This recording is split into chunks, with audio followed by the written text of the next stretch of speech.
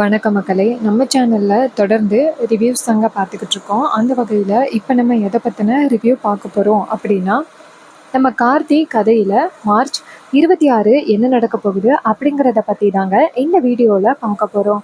So மறக்காமல் இந்த வீடியோவுக்கு லைக் பண்ணிக்கோங்க. நம்ம சேனலை சப்ஸ்கிரைப் பண்ணிவிட்டு பக்கத்தில் உள்ள பெல்லைக்கானையும் கிளிக் பண்ணி ஆல்னு செட் பண்ணிக்கோங்க. அப்போ தாங்க அடுத்த வீடியோஸ் போடும் பொழுது உங்களுக்கு நோட்டிஃபிகேஷன் வரும். பார்க்கலாம். சரி வாங்க வீடியோக்குள்ளே போகலாம். என்ன நடந்துச்சு அப்படிங்கிறத பற்றி நம்ம இப்போ பார்ப்போம். நம்ம சாமுண்டீஸ்வரி நேராக ரேவதியை பார்த்து, இங்கே பாரு ரேவதி, இதே மாதிரி மண்டபம் வரைக்கும் இந்த கல்யாணம் நின்னத்தில் எனக்கு ரொம்ப வருத்தமாக இருக்குது. இப்படி மண்டபம் வரைக்கும் வந்து உன் கல்யாணம் நின்னதுக்கு நான் மன்னிப்பு கேட்டுக்கிறேன். ரேவதி கேட்குறாங்க, அம்மா என்னம்மா இப்படி பேசுகிறீங்க? இதில் உங்கள் மேலே என்ன தப்புமா இருக்குது? எல்லாம் விதிப்படி தானே நடக்கும். இப்போ மகேஷை கண்டுபிடிச்சி எப்படியாவது கல்யாணத்தை நடத்தலாம். அப்போ சாமுண்டீஸ்வரி சொல்கிறாங்க, இங்கே பாருமா, அந்த மகேஷ் எங்கே போனாருன்னே தெரியல. அவரை சுலபமாக கண்டுபிடிக்கலாமா அப்படிங்கிறதே ஒரு சந்தேகமாக இருக்குது. அதனால நீ வந்துட்டு இந்த மணமேடைக்கு வந்துட்டு கல்யாணத்தை நிப்பாட்டக்கூடாது. கல்யாணம் கண்டிப்பாக இன்னைக்கு நடக்கும். அப்போ ரேவதி கேட்குறாங்க, அம்மா என்னம்மா சொல்கிறீங்க? மகேஷ் இல்லாமல் எப்படி கல்யாணம் நடக்கும்? அப்போ மாயா நினைக்கிறாங்க, ஆஹா, இந்த லேடி இந்த டிரைவர் ராஜாவை கல்யாணம் பண்ணி வைக்கிறதுக்கு தான் பிளான் பண்ணுறா, நம்ம விடக்கூடாது அப்படின்னு நேராக சாமுண்டீஸ்வரியை பார்த்து, மேடம் மகேஷை இன்னும் கொஞ்சம் நேரத்தில் போலீஸ் கண்டுபிடிச்சி கூட்டிகிட்டு வந்துடுவாங்க மேடம், கொஞ்சம் பொறுமையாக இருங்களேன். மகேஷ் கண்டிப்பாக வந்துடுவார். அடுத்த முகூர்த்தத்தில் நம்ம ரேவதியோட கல்யாணத்தை நடத்தலாம். அப்போ ஐயர் சொல்கிறாரு, இங்கே பாருங்க, இன்னைக்கு இருந்தது 2 முகூர்த்தம் மட்டும்தான். ஒரு முகூர்த்தம் மிஸ் ஆயிருச்சு. இன்னொரு முகூர்த்தம் இது மட்டும்தான் இருக்கு. அதுவும் இன்னும் 1/2 மணி நேரத்தில் முடிய போகுது அப்படின்னு சாமுண்டீஸ்வரி சொல்கிறாங்க. ரேவதி, 1/2 மணி நேரத்தில் மகேஷ் வரத்துக்கு வாய்ப்பே இல்லை. அதனால இந்த மணமேடை வரைக்கும் வந்து உன் கல்யாணம் நிற்கக்கூடாது. உனக்கு அப்புறம் உள்ள உன் தங்கச்சிங்களை யோசனை பண்ணிப்பாரு. நீ மட்டும் இப்போ கல்யாணம் வேணான்னு சொன்ன, அது அவங்களையும் பாதிக்கும். ஃப்யூச்சரில் அவங்களுக்கு நடக்க போகிற கல்யாணமும் பாதிக்கும். அதனால நீ இப்போதைக்கு சரின்னு சொல்லி தான் ஆகணும். ரேவதி கேட்குறாங்க, அம்மா மகேஷ் இல்லாமல் எப்படிம்மா இந்த கல்யாணம் நடக்கும்? சாமுண்டீஸ்வரி சொல்கிறாங்க, எனக்கு பிடிச்ச ஒருத்தனை தான் உனக்கு நான் கல்யாணம் பண்ணி வைக்க போகிறேன். உனக்கு எதிராக நான் எதுவும் முடிவு பண்ண மாட்டேன். ரேவதி கேட்குறாங்க, அம்மா என்னம்மா இப்படி சொல்கிறீங்க? நேற்று வரைக்கும் நான் மகேஷை தான் கல்யாணம் பண்ண போகிறேன் அப்படின்னு ஆசையோடு இருந்தேன். இப்போ திடீர்னு யாரோ ஒருத்தரை கல்யாணம் பண்ணிக்கொண்டு சொன்னால் என்னால் எப்படிம்மா ஏற்றுக்க முடியும்? சந்திரா சொல்கிறாங்க, அக்கா அவசரப்பட்டு முடிவு பண்ணாத, எல்லாத்தையும் பொறுமையாக முடிவு பண்ணலாம். ரேவதியோட வாழ்க்கைக்கா இது. மாயா சொல்கிறாங்க, மேடம் மகேஷ் எப்படியாவது வந்துடுவார் மேடம், கொஞ்சம் பொறுமையாக இருங்க. சாமுண்டீஸ்வரி மாயாவை பார்த்து, இங்கே பாரு, இது என் பொண்ணோட லைஃப். என் பொண்ணோட லைஃப்பை பற்றி நான் யோசனை பண்ணிக்கிறேன். நீங்கள் தேவையில்லாமல் இடையில பேசாதீங்க அப்படின்னு சொன்னதோட மாயா செம்ம இரிட்டேட் ஆகுறாங்க. அப்புறமா சாமுண்டீஸ்வரி ரேவதியை பார்த்து, இங்கே பாரு, நீ ஏன் யாரோ எவரோன்னு நினைக்கிற? நமக்கு தெரிஞ்ச ஒருத்தனை தான் நான் உனக்கு கல்யாணம் பண்ணி வைக்க போகிறேன். இதை கேட்டதும் ரேவதி கேட்குறாங்க, எனக்கு தெரிஞ்ச ஒருத்தரா? யாருமா அப்படின்னு. அப்போ தான் சாமுண்டீஸ்வரி சொல்கிறாங்க, வேற யாரு, நம்ம டிரைவர் ராஜாவை தான் உனக்கு நான் கல்யாணம் பண்ணி வைக்க போகிறேன். இதை கேட்டதும் கார்த்திக்கு ரொம்ப பெரிய அதிர்ச்சி. அப்போ ரேவதி சொல்கிறாங்க, அம்மா என்னம்மா, ஏற்கனவே மகேஷ் காணாமல் போனதுக்கு அவர் தான் காரணமாக இருப்பார் அப்படின்னு எனக்கு சந்தேகமாக இருக்குது. அவரையே நீங்கள் கல்யாணம் பண்ணிக்க சொல்லிக்கிறீங்களே, என்னம்மா இதெல்லாம்? அப்போ சாமுண்டீஸ்வரி சொல்கிறாங்க, இங்கே பாரு ரேவதி, ராஜா ரொம்ப நல்லவர்.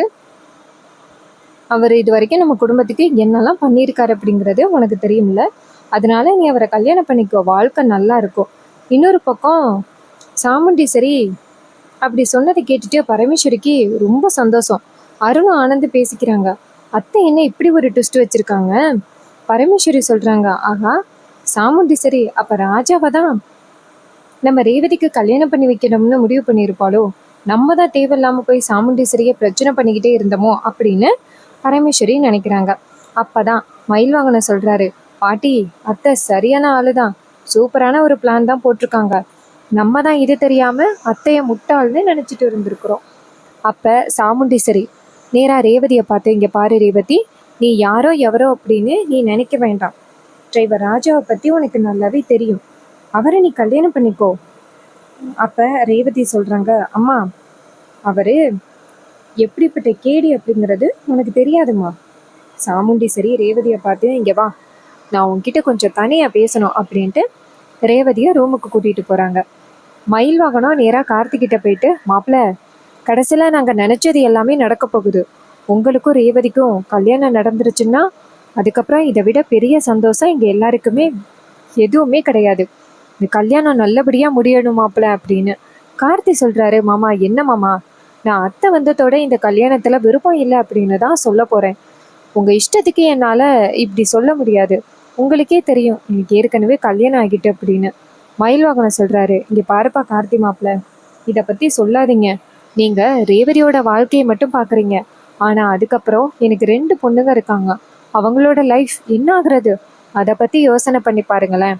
இன்னைக்கு மட்டும் ரேவதியோட கல்யாணம் நின்று போனுச்சுன்னா அப்புறம் துர்காவுக்கும் இன்னொரு பொண்ணுக்கும் யாரு மாப்பிள்ளை கொடுப்பா? யாரும் கொடுக்க மாட்டா. எதுக்காக பொண்ணோட கல்யாணம் நின்றுச்சு அப்படின்னு கேட்பாங்க. இங்க பாருப்பா, தயவு செஞ்சு நான் சொல்றத கேளுப்பா, இந்த கல்யாணம் கட்டாயம் நடக்கணும்ப்பா அப்படின்னு அப்ப கார்த்தி சொல்றாரு. இங்க பாருங்க மாமா, நீங்க சொல்றது எல்லாம் சரிதான். ஆனா எனக்கு இந்த கல்யாணத்துல விருப்பம் இல்லை. ரேவதிக்கு ஒரு நல்ல வாழ்ப்புலையே ஏற்பாடு பண்ணலாம். நான் ஏற்பாடு பண்ணி கல்யாணம் பண்ணி வைக்கிறேன். மற்ற 2 பொண்ணுங்களோட வாழ்க்கையையும் நான் பாத்துக்கிறேன். அப்பதான் மயில் வாகனம் சொல்றாரு. இங்க பாரு கார்த்தி, அத்தை வந்து சொல்லுவாங்கல்ல, அப்ப நீ அத்தைகிட்ட சொல்லிக்கோ. ஆர்த்தி சொல்றாரு, நான் அத்தை வந்ததோட சொல்றேன். பரமேஸ்வரி நேரா ராஜராஜட்ட வந்துட்டு, எப்பா ராஜராஜா, சாமுண்டீஸ்வரி இப்படிப்பட்ட ஒரு முடிவு எடுக்க போறா அப்படிங்கிறது உனக்கு தெரியுமா? ராஜராஜா சொல்றாரு, ஆமாம்மா, சாமுண்டீஸ்வரி இப்படிப்பட்ட ஒரு முடிவு எடுக்க போறா அப்படிங்கிறது எனக்கு ஏற்கனவே தெரியும். அவ யாருக்கிட்டையும் சொல்லக்கூடாதுன்னு சொல்லிட்டா, அதான் நான் சொல்லலை. அப்ப சாமுண்டீஸ்வரி சொல்றாங்க, அது சரி, அப்ப உனக்கு எல்லா விஷயமும் தெரிஞ்சிருக்கு. ராஜராஜா சொல்றாரு, ஆமாம்மா, சாமுண்டீஸ்வரி எப்ப அந்த விஷயத்த சொன்னாலோ அதுலேருந்து எனக்கு ரொம்ப சந்தோஷம். என் பொண்ணோட வாழ்க்கைக்கு இனிமே கவலையே இல்லை. அதே நேரத்துல நம்ம சாமுண்டீஸ்வரி ரேவதி கிட்ட போய் பேசுறாங்க. ரேவதி சாமுண்டீஸ்வரி கிட்ட, அம்மா, நேத்து வரைக்கும் மகேஷ் தான் நான் கல்யாணம் பண்ணிக்க போற ஆளு அப்படின்னு காமிச்சிட்டு இப்ப திடீர்னு வேற யாரோ ஒருத்தரை நிக்க வச்சு இவர் தான் உன் புருஷன் அப்படின்னு சொன்னா என்னால எப்படிம்மா ஏத்துக்க முடியும்? கொஞ்சம் கூட மனசாட்சியே இல்லாம பேசுற மாதிரி இருக்குமா? சாமுண்டீஸ்வரி சொல்றாங்க, இங்க பாரு ரேவதி, ஒரு நல்ல லைஃப்காக தான் நான் இதெல்லாம் பண்ணிக்கிட்டு இருக்கேன். நீ தயவு செஞ்சு தப்பா நினைக்காத, எல்லாமே நல்லபடியா நடக்கும். அப்ப ரேவதி சொல்றாங்க, அம்மா, எப்படிம்மா மகேஷ் காணாம போனதுக்கே அந்த டிரைவர் ராஜா தான் காரணம் அப்படின்னு நான் சொல்றேன். ஆனா நீங்க என்னன்னு பார்த்தா அவரையே கல்யாணம் பண்ண சொல்றீங்க. அம்மா, இதெல்லாம் சரியில்லை. என்னால கண்டிப்பா அவரை கல்யாணம் பண்ணிக்க முடியாது. தயவு செஞ்சு இந்த முடிவுல இருந்து நீங்க மாத்திக்கிடுங்கம்மா. சாமுண்டீஸ்வரி ரேவதியை பார்த்து, ரேவதி, நான் ஒரு தொழிலை ஆரம்பிக்கிறனாலே ஒரு தடவைக்கு 10 தடவை யோசனை பண்ணிதான் அந்த தொழிலையே நான் ஆரம்பிப்பேன். இது என் பொண்ணோட வாழ்க்கை. ஒரு தடவைக்கு 2 தடவை நான் யோசனை பண்ணி முடிவெடுத்திருப்பேன் அப்படின்னு உனக்கு தெரியும்ல. அப்புறம் ஏன் ரேவதி என்ன சந்தேகப்படுற? உங்க அம்மா உன் லைஃப அப்படி பாலங்கணத்துல தள்ளிடுவாளா? நீ யோசனை பண்ணி பாரு ரேவதி. உன் லைஃப் நல்லா இருக்கணும் அப்படிங்கறதுக்காக தான் நான் இப்படிப்பட்ட ஒரு முடிவு எடுக்கிறேன். இப்ப உனக்கு தப்பா தெரியலாம், ஆனா கண்டிப்பா இன் ஃபியூச்சர் நான் எடுத்த முடிவு சரி அப்படின்னு நீ ஒத்துப்ப. அப்ப ரேவதி சொல்றாங்க, இல்லம்மா, நீங்க நினைச்ச ஆளுக்கு என்ன கல்யாணம் பண்ணி கொடுக்கணும்னு நினைக்கிறது ரொம்ப தப்பு. என்னால கல்யாணம் பண்ணிக்க முடியாது. அப்பதான் சாமுண்டீஸ்வரி ரேவதிய பார்த்து, ரேவதி, அங்க பாத்தியா அந்த பரமேஸ்வரிய? அவளோட பேரனை எப்ப இங்க மருமகன் ஆக்கலாம் அப்படின்னு காத்துக்கிட்டு இருக்கா.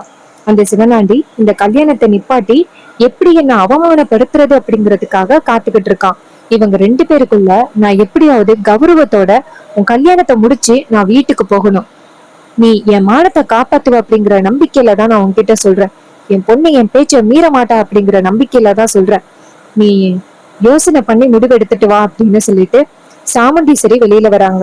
சாமுண்டீஸ்வரி வெளியில வந்ததோட சிவனாண்டி அங்க உள்ளவங்களை பார்த்து, என்னப்பா எல்லாரும் இப்படி வேடிக்கை பார்த்துக்கிட்டு இருக்கீங்க? எப்படியும் ரேவதி அவங்க அம்மா பேச்ச கேட்க மாட்டா. இந்த கல்யாணம் நடக்க போறது கிடையாது. எல்லாரும் சாப்பிட்டீங்கல்ல, வீட்டுக்கு கிளம்புங்க அப்படின்னு. அப்ப சாமுண்டீஸ்வரி சிவனாண்டிய பார்த்து, சிவனாண்டி, இப்ப நான் சொன்னனா இந்த கல்யாணம் நிக்க போகுது அப்படின்னு சிவனாண்டி கேக்குறாரு. அதான் உன் பொண்ணு கல்யாணத்துக்கு ஒத்துக்கல இல்ல, அப்புறம் என்ன? சாமுண்டீஸ்வரி சொல்றாங்க, என் பொண்ணு கல்யாணத்துக்கு ஒத்துப்பா, ஒரு 5 நிமிஷம் வெயிட் பண்ணுங்க. சிவனாண்டி சொல்றாரு, 5 நிமிஷம் வெயிட் பண்றதெல்லாம் வேஸ்ட். எப்படியும் இந்த கல்யாணம் நடக்க போறது இல்ல.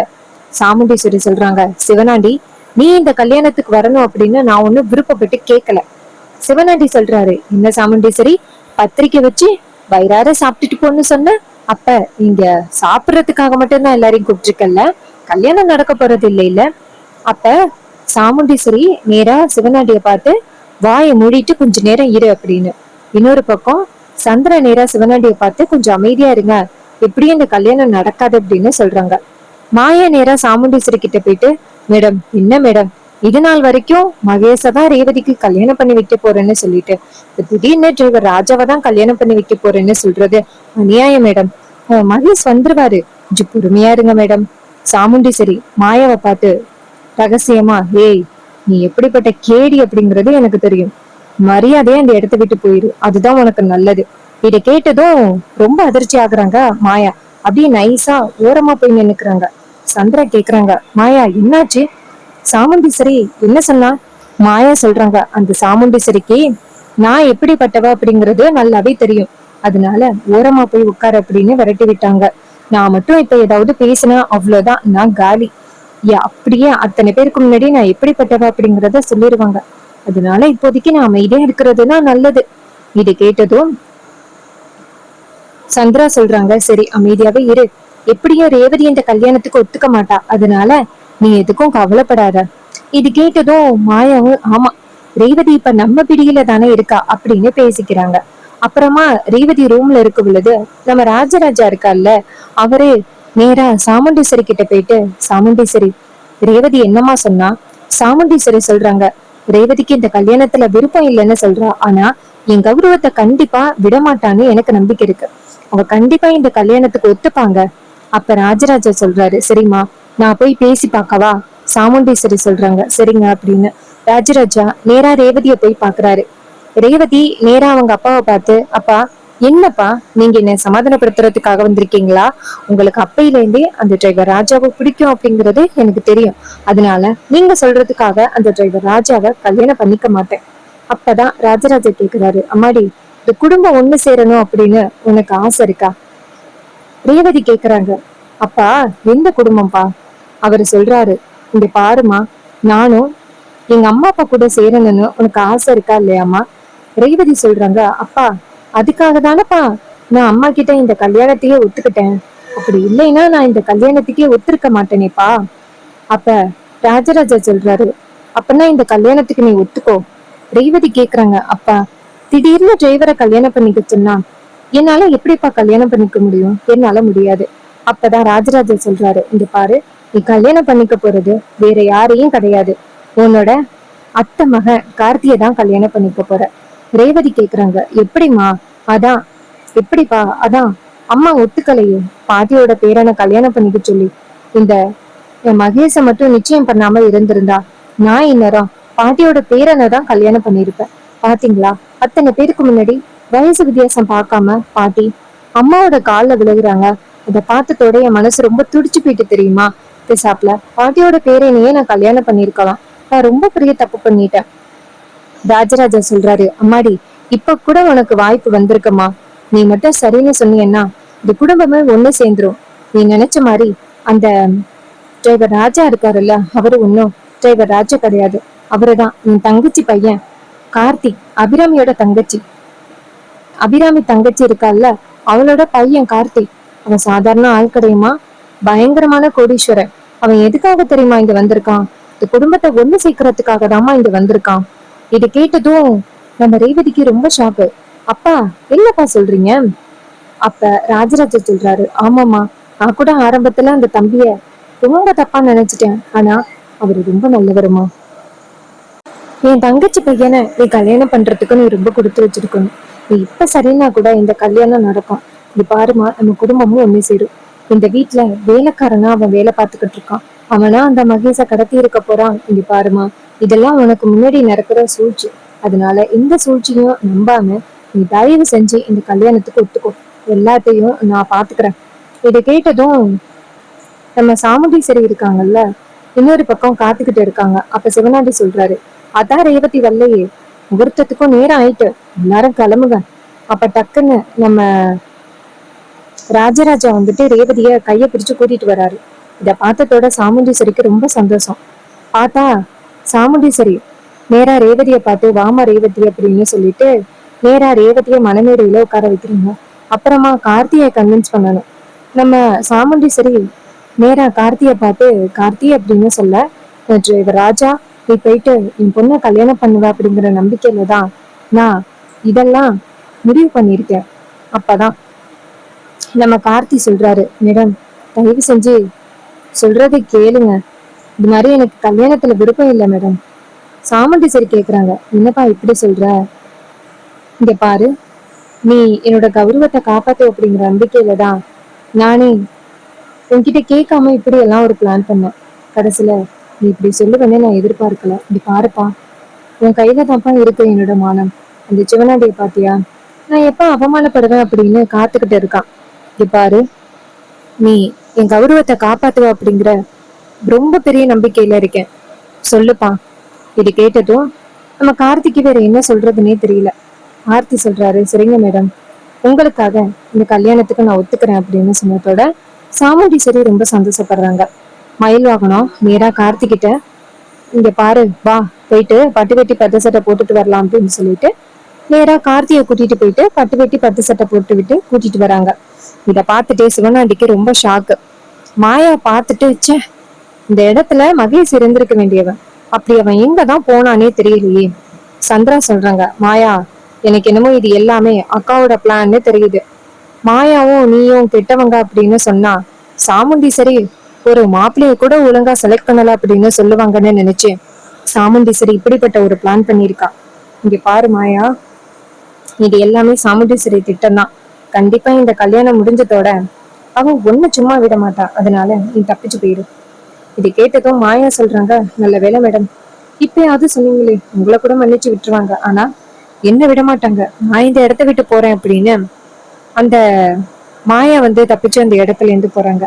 இன்னொரு பக்கம் நம்ம கார்த்தி இருக்காருல்ல, அவரு பட்டு வெட்டி பட்டு சட்டை போட்டுக்கிட்டு இங்க இருந்து வராரு. வந்துட்டு நேரா ரேவதியை பாக்குறாரு. ரேவதி நினைக்கிறாங்க, இந்த குடும்பத்தை ஒண்ணு சேர்க்கணும் அப்படிங்கறதுக்காக ஒரு வேலைக்காரனா இத்தனை நாளும் இந்த வீட்டுல வேலை பார்த்துக்கிட்டு இருந்திருக்க, ஆனா உன்னை பத்தி நான் புரிஞ்சுக்காம இருந்துட்டேனே அப்படின்ட்டு ரேவதி ரொம்ப கவலைப்படுறாங்க.